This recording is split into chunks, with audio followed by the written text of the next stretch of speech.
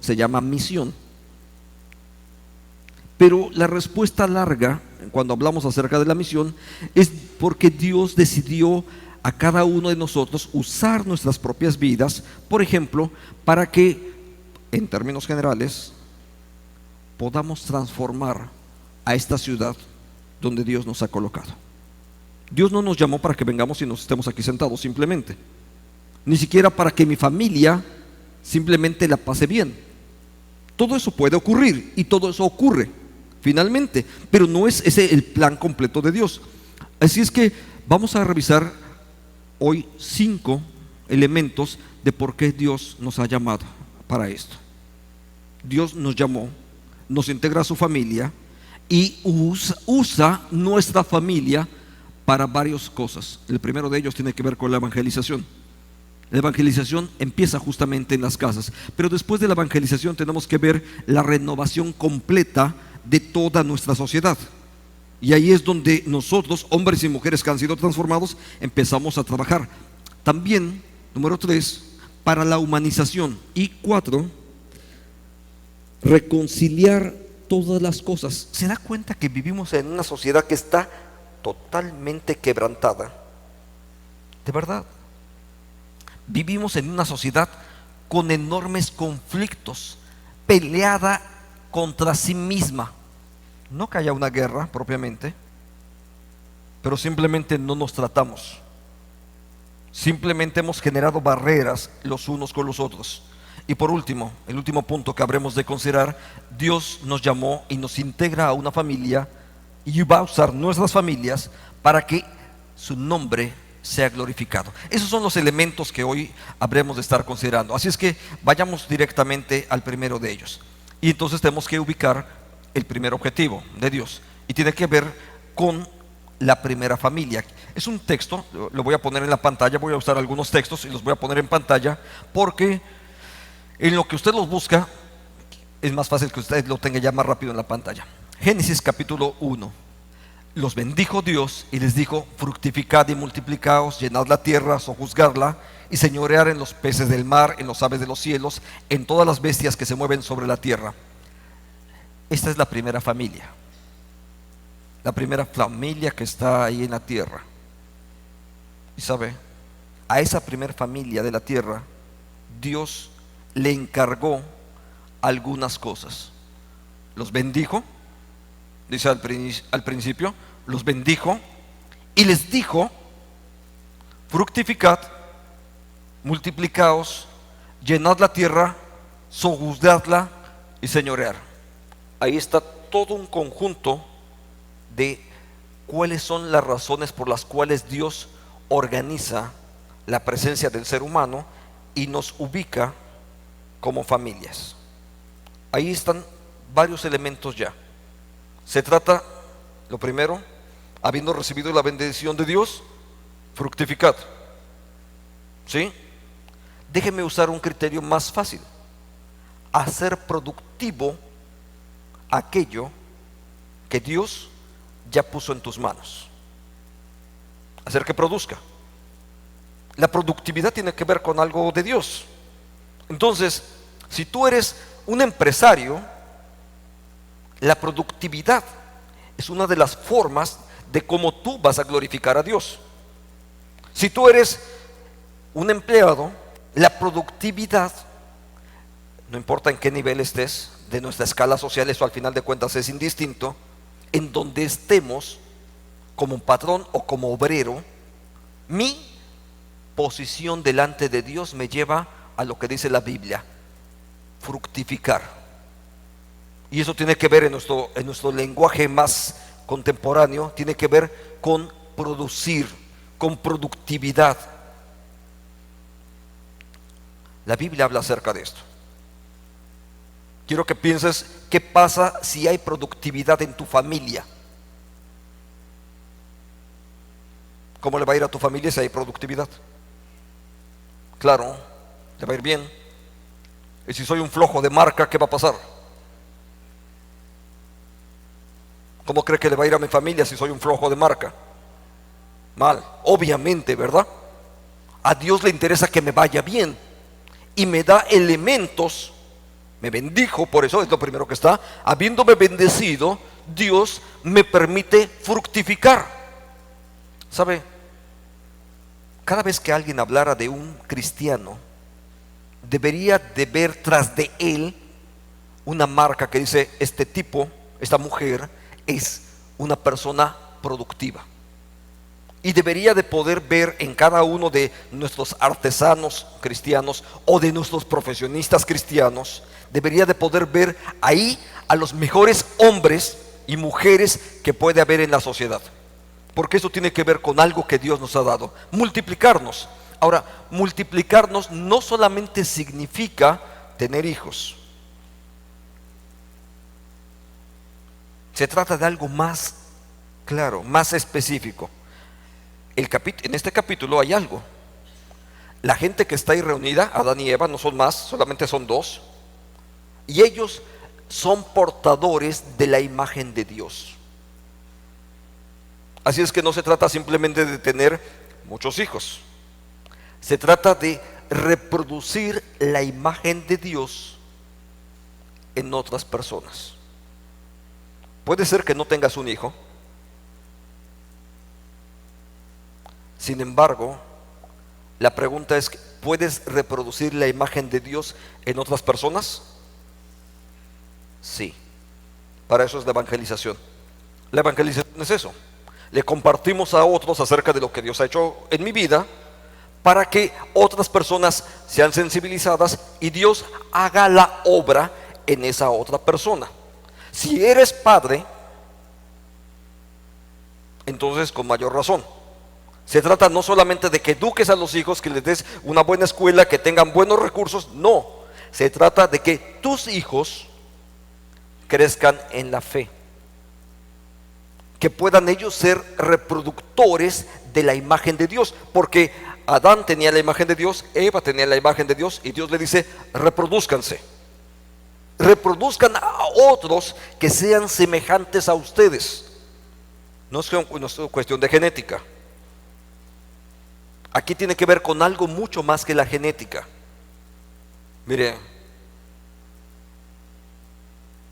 de verdad no se trata de la cuestión simplemente de tener otros hijos biológicos. Podrías no tener un hijo biológico. Le cuento algo. Nosotros, un día cuando venía para acá, hacia Acapulco, me preguntaron: oye, ¿viene con toda su familia? Le dije: sí, claro, vengo con toda mi familia. Y cuando me vieron llegar, nada más vieron a mi esposa. Oiga, pastor, nos dijo que venía con toda su familia. Claro, mi esposa es toda mi familia. Bueno, y el perro, que también forma ahora parte de mi familia. Pero mi esposa es toda mi familia. Le digo: ¿por qué? Tengo hijos, eso es cierto, pero ellos ahora tienen su familia. Esa es la familia de mis hijos. Mis padres tienen su familia. Alguna vez yo pertenecía a esa familia, pero ya Dios me permitió constituirme, dice la escritura, dejar a padre y madre. Eso sí es cierto lo que dice así. Dejar a padre y madre y se unirá a su mujer y serán uno, y esa es la familia. Eso dicen las escrituras. Entonces nosotros tenemos que obedecer y ser claros al respecto de qué dicen las escrituras. Así es que en este momento yo no tengo niños pequeños que cuidar. ¿Puedo seguirme reproduciendo? Sí. A través de compartir el evangelio a otras personas. Yo sigo reproduciendo. Y Dios va a usar mi familia, mi esposa y yo, para podernos seguir reproduciendo a través de la formación de otros discípulos. Así es que si usted no tiene en este momento niños que cuidar, yo le diría: bendito sea, porque qué bueno que ya no tiene que estar cambiando pañales, de verdad. Ahora tiene tiempo y oportunidad de ocupar los talentos, los recursos, y déjeme decirlo así, y hasta los años de experiencia que Dios le ha dado, para poder ocuparlos en reproducir la imagen de Dios en otras personas. Así es que la tarea puede continuar. No se trata solamente de: ya eduqué a mis niños, que bueno, alguna vez los tuviste, qué bueno, pero la tarea para nosotros continúa. Y nuestras familias pueden ser el medio ideal para poder reproducir a otros a la semejanza de Dios. Multiplicar la tierra, sojuzgarla, señorearla. Eso tiene que ver con algo bien importante, esa idea de señorear. En otras palabras sería administración. ¿Saben dónde se aprende administración? No es en las universidades, no es en Harvard. Los primeros elementos de administración se aprenden en casa. Si no sabemos usar las tarjetas, los plásticos estos, nuestros hijos saben que no somos buenos administradores. Y aunque no querramos, van a aprender también que todo depende de un plástico. Ellos aprenden todo lo que nosotros hacemos. Ahorita más adelante le quiero mostrar algo porque me interesa que usted lo vea. Ahora, la evangelización depende de este elemento que es vital. En la Biblia se conoce como el gran mandamiento. Oye, oh Israel, Jehová vuestro Dios, Jehová uno es. Y amarás a Jehová tu Dios de todo tu corazón y de toda tu alma y con todas tus fuerzas. Antes que iniciar ningún trabajo de evangelización, yo le podría decir que antes de la gran comisión, como llamamos a esa tarea evangelística, antes de eso está este. Y Jesús dijo, recalcó mucho acerca de este versículo. Dijo, este es el primero y más grande mandamiento. ¿Por qué es tan importante? Cuando tú amas a Dios por sobre todas las cosas, Dios se convierte en algo prioritario. Y toda tu vida empieza a girar en derredor de Dios. Cuando tú estás buscando honrar a Dios por sobre todas las cosas, tu trabajo tiene un papel secundario. Tu trabajo se convierte en una forma de honrar a Dios. Tus logros personales se convierten en una forma de honrar a Dios. Entonces, si hace mucho calor, si hay marchas, si hay paros, etcétera, mi relación con Dios y la relación que guardo para con el pueblo de Dios se convierte en algo prioritario. Acapulco no es una ciudad tan grande. Es más, conozco gente que hoy está aquí que la recorre todos los días corriendo. No le puedo decir que en auto, corriendo. Cruzan la ciudad todos los días. Y si eso es posible, yo le podría decir que todos podríamos llegar a un culto en este lugar si nos lo propusiéramos. La verdad es que todos podríamos. Se trata de verdad de qué tan prioritario lo estoy yo considerando. ¿Por qué? Tuve hijos pequeños, ahora los tengo, pero ya no dependen de mí. Tuve hijos pequeños, igual que tal vez algunos de ustedes los tienen todavía y otros, sus hijos ya ahora son mayores. Cuando mis hijos tenían que ir a la escuela, hacíamos todo lo necesario para que ellos llegaran a tiempo, ¿no es cierto? Sus hijos pueden llegar media hora después a clases, no pueden llegar 30 minutos después. Y tú hacías todo lo posible para llegar a tiempo. Cuando tengo que llegar a mi empleo, yo llego a tiempo. No se ve bien, aunque yo sea el gerente, que llegue por ahí al mediodía. Yo puedo ser el gerente, pero yo no puedo llegar al mediodía. Y si yo soy además el empleado, no puedo llegar 2 horas tarde. De pronto mi patrón me va a decir, oye, ¿de verdad te interesa este trabajo? Y usted sabe que algunos hasta más fácilmente nos despiden y ya. ¿Qué tan prioritario es esto? Cuando la relación con Dios es prioritaria, tú vas a ocupar todo el tiempo y vas a organizarte para poder estar en esos espacios donde tú sabes que Dios te puede bendecir. Ahora, el texto del Deuteronomio que acabamos de leer, un fragmento de ellos, todo esto es un entorno pedagógico. Vea el texto, Deuteronomio 6, hace un momento nos hicieron favor de leerlo. Ahora, ese texto por supuesto que es pedagógico, y quiero que vea esto. Estas palabras que yo te mando hoy estarán sobre tu corazón. Permítame detenerme ahí. Si vas a hablarle de la fe a otra persona, aún a tus hijos, ¿en quién deben de estar primero las palabras de Dios? En nosotros. Y ellos saben si es cierto o no es cierto. Probablemente no nos lo van a decir, porque los pequeñitos, no, aparte de que nos quieren, también nos respetan.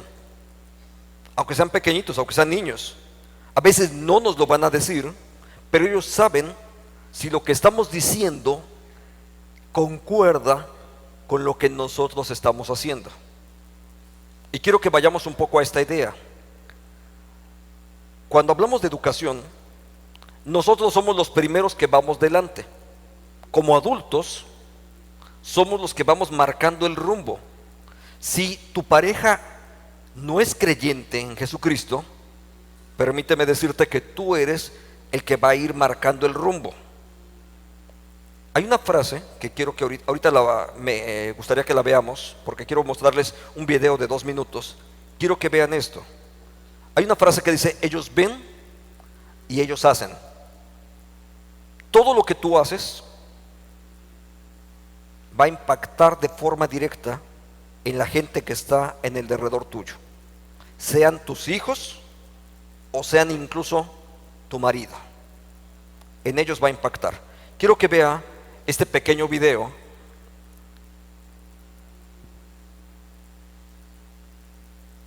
It looks like rain again today. Dark clouds gather and fill the sky.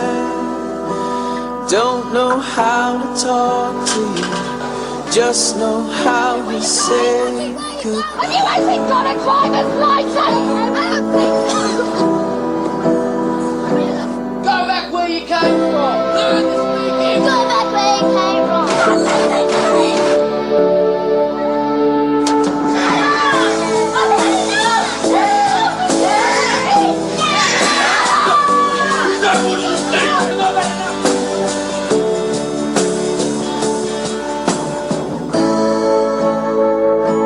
Espero que no te hayas visto reflejado en alguna de estas imágenes.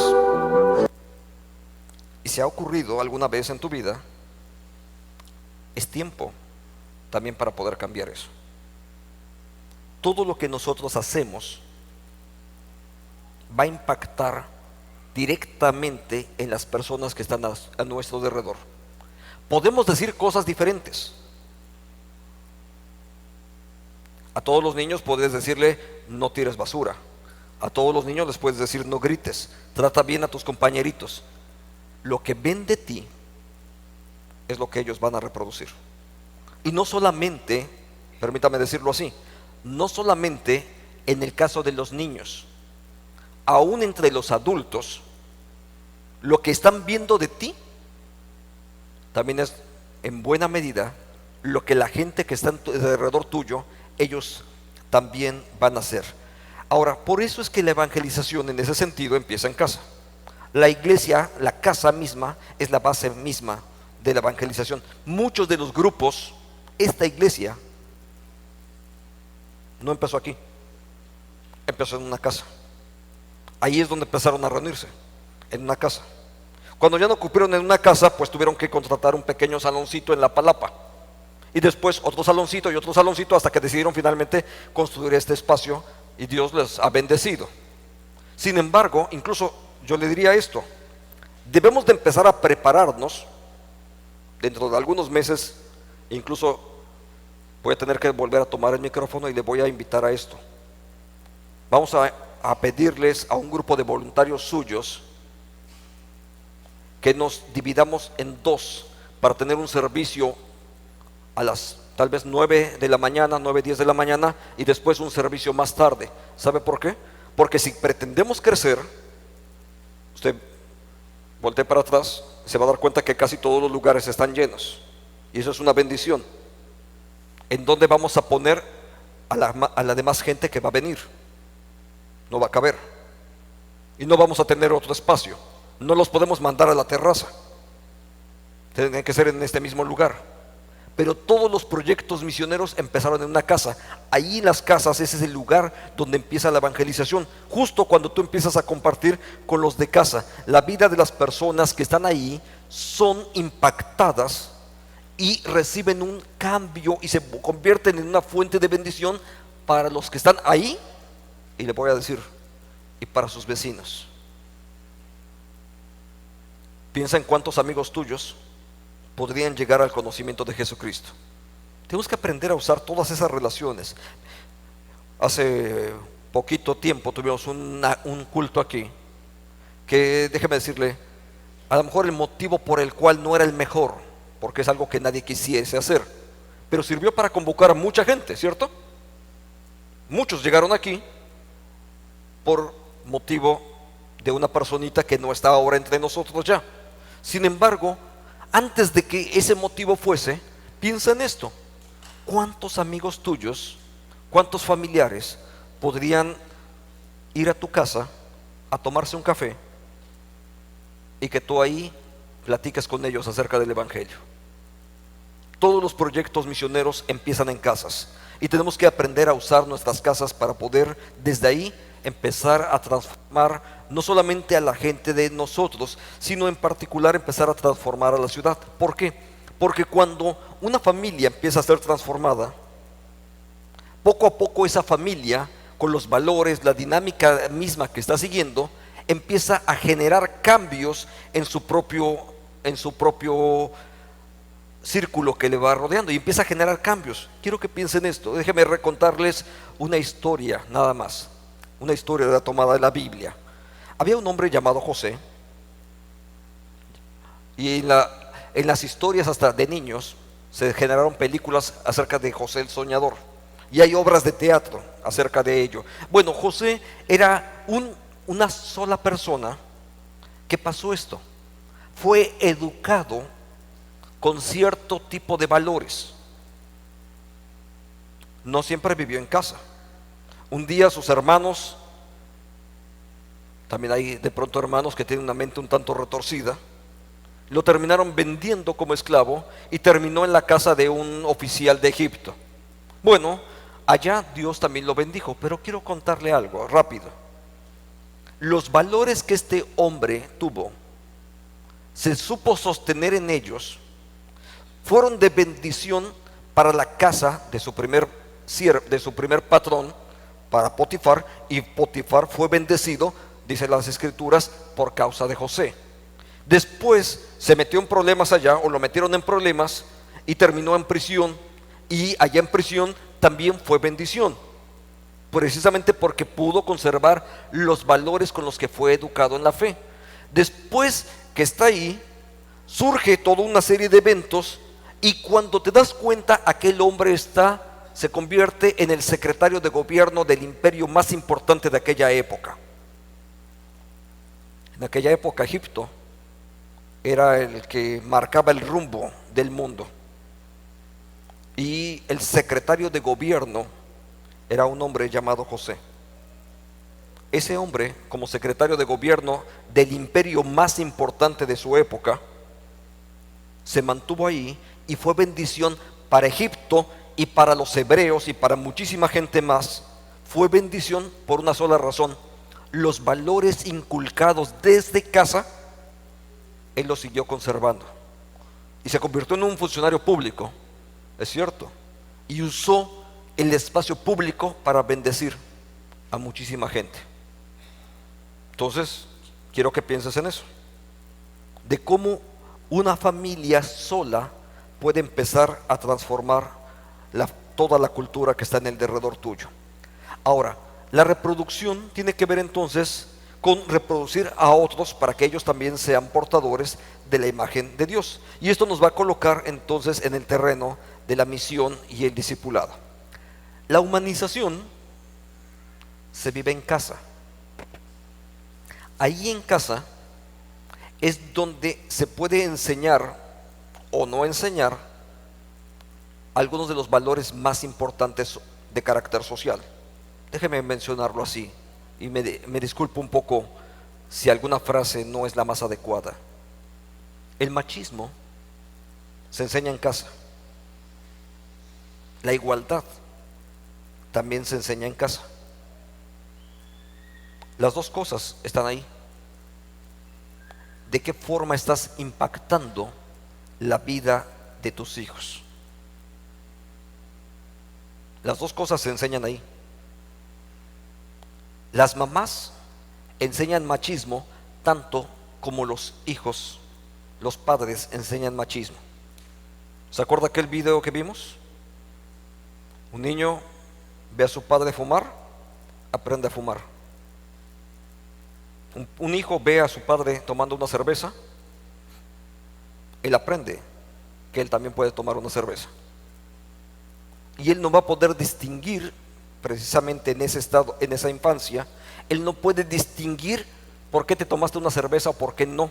Tú tienes el criterio para hacerlo, un niño no. Y aprende lo que tú estás haciendo. Tu forma de vestir, tu forma de comportarte. Déjeme usar una escena común. No lo he visto aquí, no he estado lo suficiente, pero me acuerdo de una escena común en la Ciudad de México. Vas conduciendo, antes nos dejaban que los niños fueran al frente con nosotros, ¿se acuerda? Ahora no nos dejan que los niños vayan al frente, ya sabemos que es peligroso para ellos, pero muchos traíamos al niño allá a un ladito. Entonces vas conduciendo, te detiene un agente de tránsito, y antes de que saques la licencia, sacabas un billete de 20 pesos y se lo dabas al oficial. Acabas de darle a tu hijo una lección objetiva de cómo provocar la corrupción. Probablemente nunca hubieras tomado a tu hijo y le hubieras dicho: mira, te voy a dar una clase de cómo saltarte las reglas y de cómo corromper a una gente. Probablemente nunca lo hubieras pensado en esos términos. Sin embargo, lo vio. Aprendió por tu propio testimonio cómo no te importan los valores de otros. Un niño aprende todo eso. No te extrañe de pronto acerca de los problemas. Hace unos días empezó a circular, hace un par de semanas, un video complicado acerca de un grupo de muchachos allá en la Ciudad de México, de una escuela llamada Cumbres, una escuela caracterizada supuestamente por enormes valores, pero el video que generaron marca todo lo contrario acerca de ello, y empezó a circular el video por ahí en las redes sociales y se convirtió en un pequeño escándalo. ¿Dónde está el problema? ¿En lo que enseñaba la escuela? No necesariamente. En lo que enseñaron sus padres, porque la mayor parte de esa educación fue en sus propias casas. Cuando no lo hacemos en casa y pensamos que solamente lo van a hacer en la escuela, mire, no necesariamente va a ocurrir. Entonces, todo ese terreno de la humanización, donde se busca la realización del individuo, es parte del trabajo de cada uno de nosotros. Buscamos que cada una de esas personas sean conformadas de acuerdo con la imagen de Dios, donde cada uno de ellos logre su plena realización. Entonces, la humanización, si puedo ponerlo en un breve esquema, implica algo así. A lo mejor voy a usar un lenguaje un poco filosófico, pero implica esto.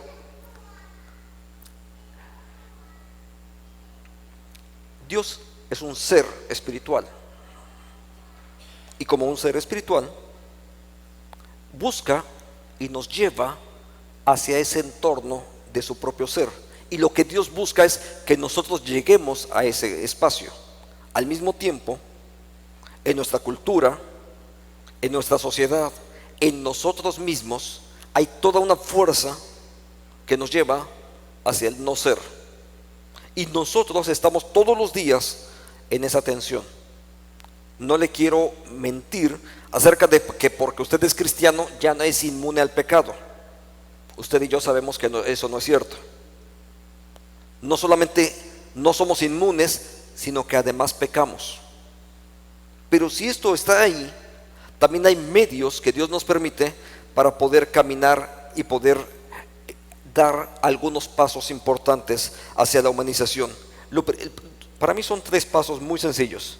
El primero de ellos es reconocer qué cosas en mi vida me alejan del ser y me llevan al no ser. Usted y yo sabemos qué cosas nos afectan. A veces pueden ser algunas de nuestras costumbres, a veces puede ser algunas cosas que están en nuestro medio, algunas otras tienen que ver con prácticas que hemos albergado durante años, pero que finalmente nos llevan hacia el no ser. Lo primero que tenemos que hacer es identificarlas. Y si ya sé que eso me hace daño, ¿qué es lo que tiene que hacer? Dejarla. Así es que el segundo paso es dejarlo. Déjeme ponerlo en un ambiente todavía mucho más sencillo. Si ya sabes que tomar bebidas con mucho azúcar te va a hacer daño, ya lo identificaste. ¿Qué es lo que tienes que hacer? Dejar de consumirlas, ¿cierto? ¿Y dejar de consumirlas es suficiente? No. Tienes que empezar a consumir alimentos que sean sanos. Piensa en esto igualito como con el pecado. Identificas el pecado, ya lo identificaste, dejas de practicarlo, pero entonces tienes que empezar a crear hábitos saludables que fortalezcan tu propia espiritualidad. Vamos hacia la parte final de esto ya. El último punto tiene que ver con ser reconciliados por Dios. Y este siempre inicia como un acto de Él. Dios es el que nos reconcilia. Y esa reconciliación es la base para experimentar la reconciliación para con todas las demás personas. Mire, una de las cosas tal vez más difíciles cuando hablamos de la reconciliación va a ser esta: perdonar. A veces incluso, dicen las Escrituras, dice el apóstol Pablo, incluso, ¿por qué mejor no sufres el agravio? Yo sé que de pronto dices, oye, pero es que yo tengo derecho. ¿Por qué no sufres el agravio? Le cuento algo que me pasó más de una vez. La primera vez que me ocurrió me costó trabajo. Mi trabajo lo desempeño mucho, tiene que ver con una computadora. Así es que yo empecé a juntar mi dinerito. Tenía una computadora vieja y digo, voy a juntar mi dinero para comprarme una nueva. Y antes tenías que comprarlas casi por pedido, más cuando estás en provincia. Entonces junté mi dinerito, fui a una tienda, compré mi equipo y dije, bueno, en una semana ya lo tengo aquí. Entonces había gastado algo de dinero para comprar un equipo adecuado. Entonces estaba esperando, pasa una semana, no llegó el equipo, y 2 semanas y 3 semanas y no llegó el equipo, y finalmente lo perdí. Yo tenía la opción de hacerle todo un pleito a aquella persona que me había vendido el equipo. Era mi derecho. Decidí no hacer nada y seguí platicando con él, y seguí platicando con él, y seguí platicando con él. Aquel hombre llegó a conocer acerca de Jesucristo. Yo perdí el precio de una computadora. Si yo calculo la inversión, yo diría valió la pena. Gané un amigo, que no es fácil. Gané un amigo y gané a alguien para Jesucristo, aunque es cierto, costó una computadora. Pero ¿qué importa? Yo creo que vale más una persona que ha sido ganada para Jesucristo que el precio de una computadora. Sufrí el agravio, si se puede decirlo así, y sabe, yo seguí trabajando, y algo que Dios hace, porque le puedo dar también testimonio de esto. Alguien se enteró de que había perdido yo el equipo. Alguien se enteró, un día pasaron a mi casa y dice: oye, pastor, quiero que vayas conmigo porque quiero que me recomiendes un equipo de cómputo. Digo, sí, está bien, yo te acompaño. Así es que fuimos a una tienda, y cuando llegamos ahí, dice: bueno, quiero 2. Dije: bueno, él sabrá para qué quiere 2, ¿no? Yo ya le había recomendado un equipo, y él compró 2, está bien. Me llevó de vuelta a casa, me dice: pastor, ten, este es tuyo. Quiero que vea para dónde voy. Aprendí a sufrir el agravio en algún momento, que de fondo significaba perdonar una deuda. Esa persona fue perdonada, recibió a Jesucristo, yo gané un amigo, y la computadora que aparentemente había perdido, por otro lado Dios usó otro medio, y finalmente yo también recibí la computadora que yo había perdido. Todos ganamos. Dios hace cosas de esas. Dios no se equivoca nunca acerca de ello. Dios siempre hace las cosas. Por eso toda nuestra vida debe de estar entonces orientada hacia la gloria de Dios. Entonces, si educamos niños, los educamos no para que sean hombres prósperos, los educamos para que Dios sea glorificado. Quiero que vea esto. Si tu hijo, si a los niños que estás educando, incluso si no son tus hijos, incluso si eres maestro de una escuela y estás educando niños para que Dios sea glorificado, al final de cuentas, si Dios es glorificado en la vida de esos niños, ellos también van a ser bendecidos y también van a ser hombres y mujeres prósperos. Número 2, trabajamos para la restauración de la sociedad, pero no trabajamos simplemente por filantropía. Claro, hacemos cosas que tienen que ver con la filantropía, pero ese no es nuestro fin. Nuestro fin es que Dios sea glorificado. Hace un ratito les mostré un pequeño video donde eso de los niños ven y los niños hacen. Y la verdad es que ese video tenía un carácter negativo. Ahora quiero que vean, y con esto yo concluyo, quiero que vean una versión positiva de cómo puede hacerse esto. Papá, mamá, no lo sabes, pero en estos momentos te estoy observando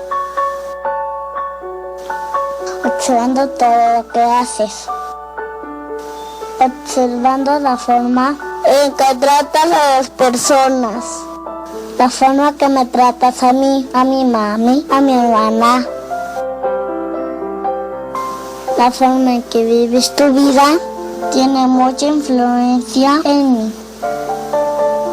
Cuando llegue el tiempo de decidir a qué me voy a dedicar y tengo que mantener a mi familia, tu ejemplo estará en mi mente. El tiempo que pasas conmigo, dejando otras cosas, me da seguridad. Habrá momentos en mi vida que debo decidir lo mejor. Quizás no esté seguro de qué hacer, pero te decoraré y actuaré como tú hacías, porque hiciste lo correcto, aun cuando nadie te obligaba a hacerlo. Y las decisiones que estás tomando, yo también las tomaré. Por favor, no tengas miedo de mostrarme tus fracasos, de que conozca tus errores, aprenderé de ellos. Papá, mamá, ¿estás escuchándome? Te estoy observando. Observando si realmente crees lo que dices de Dios. Necesito que me muestres el camino.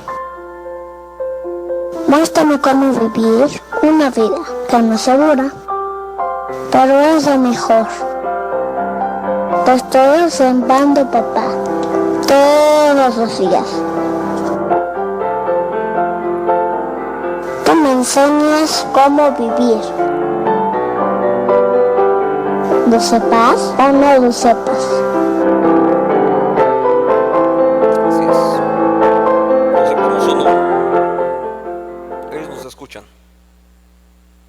Nuestra familia, la familia que Dios, donde Dios nos ha colocado, en la relación que guardo para con mi esposa, en la relación que guardo para con los demás, es un espacio privilegiado que Dios nos ha dado, pero tenemos que usarlos para que Él sea glorificado. Cada una de las cosas que hacemos, las que dejamos de hacer, también cuentan. Le invito a que oremos. Dios, te damos gracias por tu bendición.